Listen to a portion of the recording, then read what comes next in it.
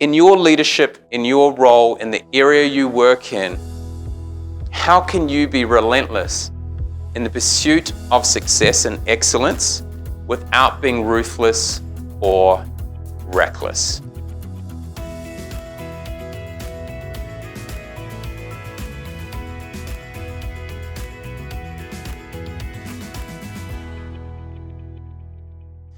Today we're going to dive into what the future of leading people and culture is all about. But we'll get a chance to look at it from more of a high level, but also showcase to you some different aspects of our curriculum and the way that we deliver things to help support how different companies can lead in their new people and culture as we shift into a new way of working. And everyone thinks there's been a lot of disruption over the past 2 years. Well, I'm here to tell you it hasn't. It's only just started. The next 2 years are going to be even more disrupted than what you just had. The world is shifting. We're seeing inflation go through the roof. We now have wars. We now have people trying to figure out, wow, it's going to cost me more to commute to work now. I've got to pay for car parking. Who's going to look after my children? So the thoughts and the different ideas and the ways of thinking of our employees have changed. Even our way of doing things. What we've been able to do over the last 2 years has been quite phenomenal. But now we have a great opportunity to really look at that and take it even further as we try and understand how we can build those cultures when we have such a disrupted workplace. And we're going to get to a point where people actually go, you know what? We've had all three places together. We've had the workplace, the home place. We've also had our third space all together at home. And that's all good for 2 years. I can tell you from experience, when you get into year 3 and year 4, that's when you really understand, can I manage all those three together? Or do I need some separation from work, even though it's a bit of a pain having to commute, but do I need that separation? But also, where's my third space? Where can I separate from my home life, from my work life, to actually have some space for me to, whether it be exercise, whether it be to free the mind, whether it be do other activities, and enjoy life in a different way? So we're going to have to think about that a little bit more. And as employees and as leaders, how do we manage that?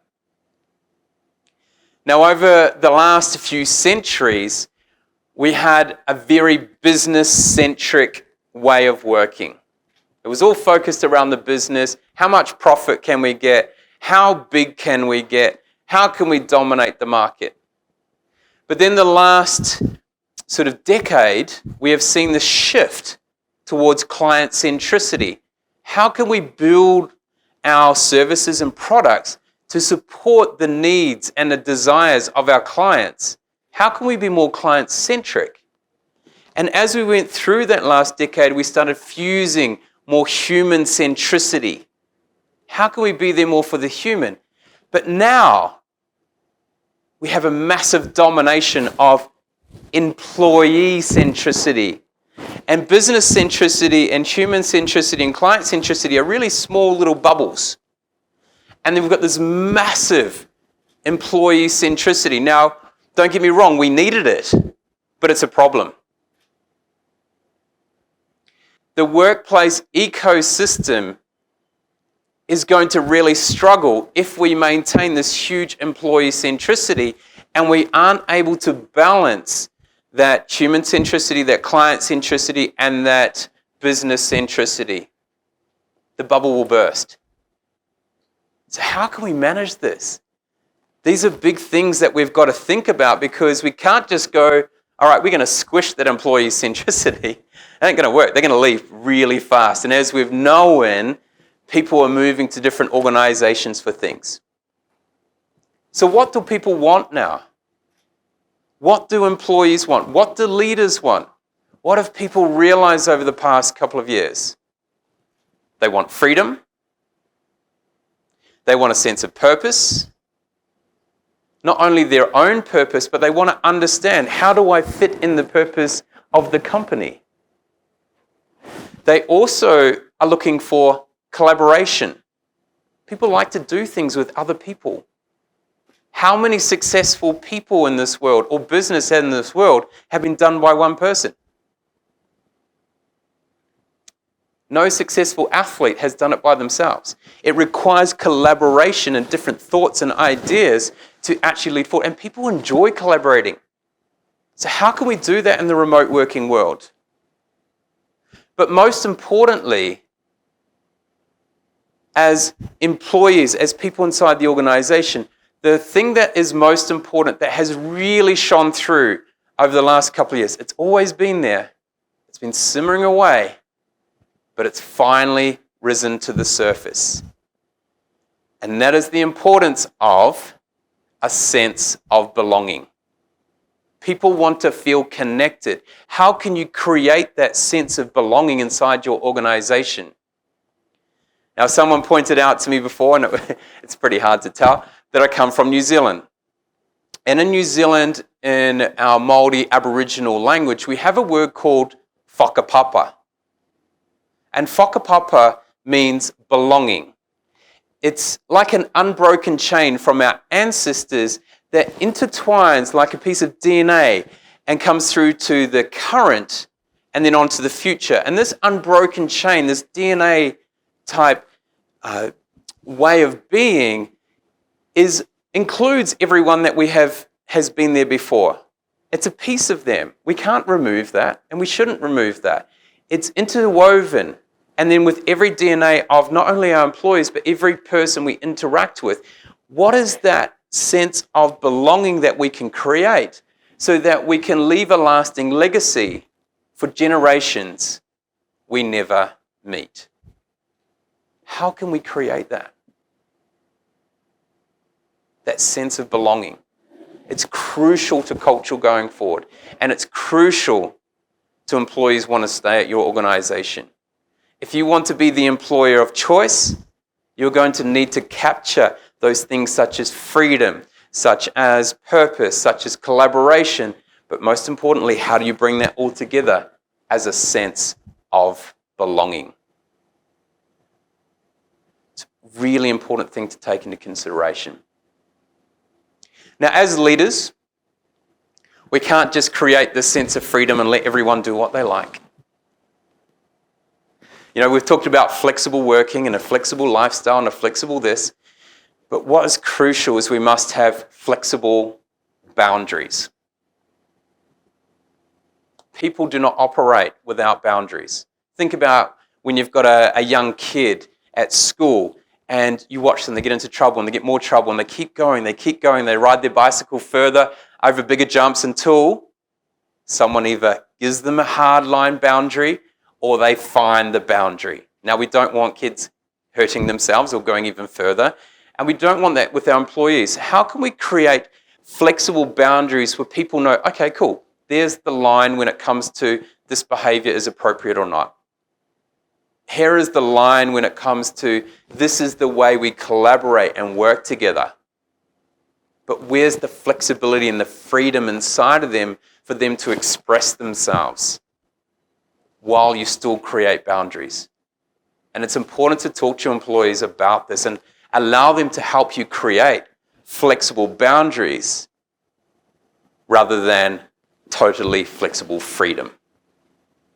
How can we create that space for them?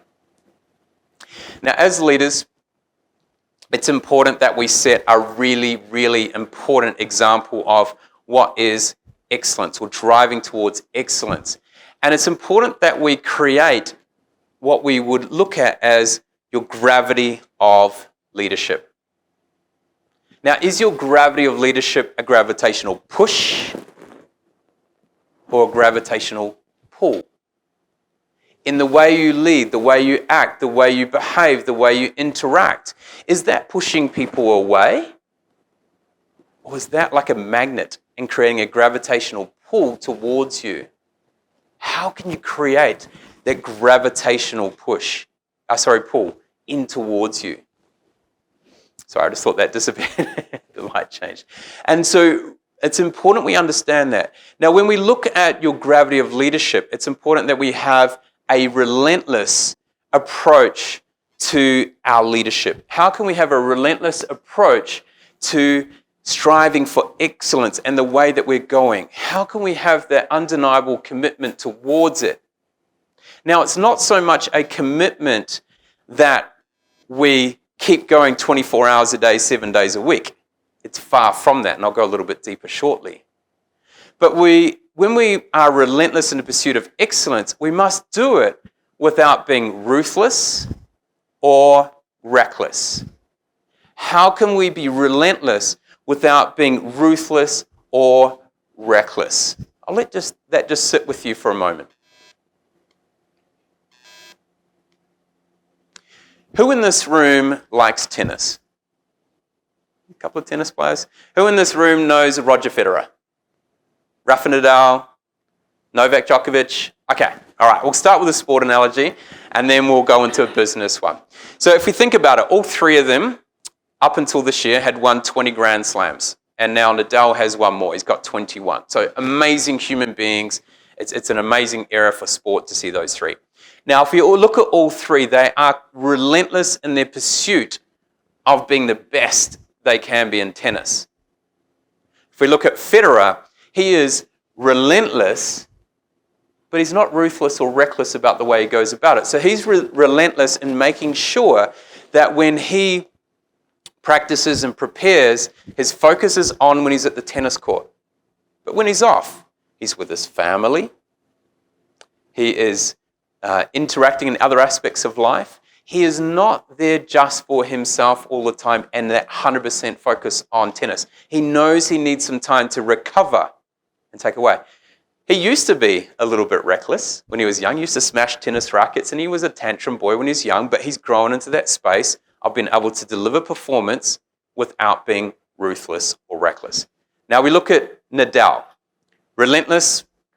He's got undeniable dedication, devotion to tennis, but he's also got some ruthless aspects where he's not too worried about how it affects other people in a way, and he will focus. He goes through a routine every time that's quite annoying for people where he pulls his shorts and he brushes his nose and he pulls his hair back, and he does it every single time.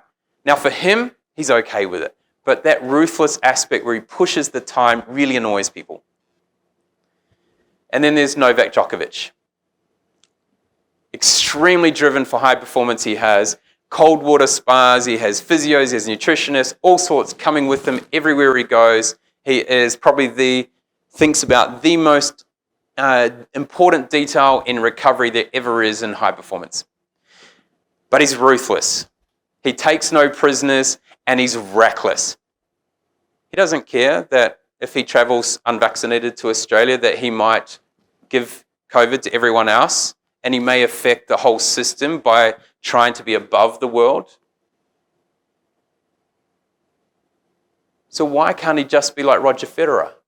Why can't he just be relentless in that pursuit of excellence without being ruthless and reckless? All right, let's go into the corporate world. Who knows Indra Nooyi? Former CEO of PepsiCo, on that board of Amazon. Relentless in her pursuit of ensuring that PepsiCo went from just being another drink kind of company to being an amazing global brand again. But she wasn't ruthless or reckless. I'm not sure if you know, but she actually visited every single parent of her 20 executives, went to their home and said, thank you for creating an amazing human being that gets to do incredible work with us at PepsiCo. Incredible. Then you get someone like Steve Jobs, and the late Steve Jobs. He was, at the end, very relentless in his pursuit of developing an amazing product in Apple, but he was very ruthless in the way that he would conduct himself. He wasn't so much reckless, although if you go back in his past, early days, he certainly was. And now you get Elon Musk. He's all three. His teenage kids don't talk to him. He's on his third marriage. He is extremely relentless, ruthless, and reckless. So let's have a look at what these actually are. So relentless is the non-stop commitment to achieving something. But when we go into ruthless, it's about taking no prisoners. Come with me, we're going 100 miles no matter what you think or how much time you have, we're going to do this. And then when it gets to reckless, we are careless of consequences. In your leadership, in your role, in the area you work in, how can you be relentless in the pursuit of success and excellence without being ruthless or reckless?